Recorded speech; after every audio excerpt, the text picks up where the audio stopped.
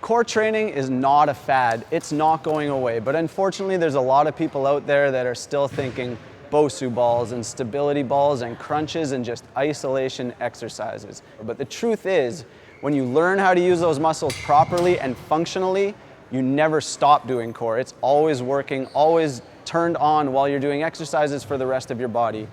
So today with our core exercises, we're going to illustrate two principles. The first is muscle coupling. That means we're going to get our core muscles working synergistically with other muscles in our body, our lower body and upper body. The other principle is movement uptake versus movement creation. So that's my core stopping excess movement through my body in an isometric contraction, okay, where it's not moving, and movement creation, which is where my core is creating movement and transferring movement from my lower body to my upper body. The first one is a side plank, and this one illustrates both principles. So, movement uptake, I'm going to hold a position, my muscles are fighting to keep that rigid position. I can also move through that movement, and my core is creating that movement. Still working with my lower body and my upper body. There's the muscle coupling.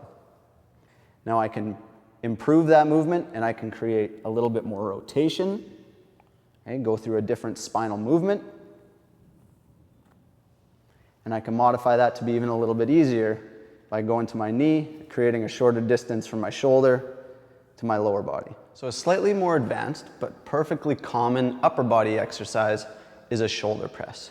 Normally you'd see somebody in the gym using their weights, one in each hand, and pressing them overhead.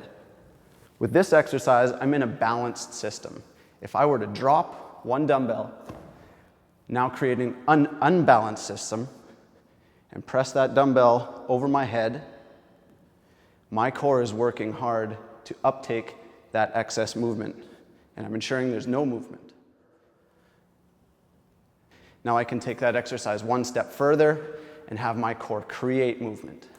So if I want to progress that shoulder press into an exercise with movement creation, I can start the movement with my lower body, transfer that movement through my core, and create that movement through my shoulder. Now my core is working in multiple planes to create movement, all the while being coupled with my upper body and my lower body.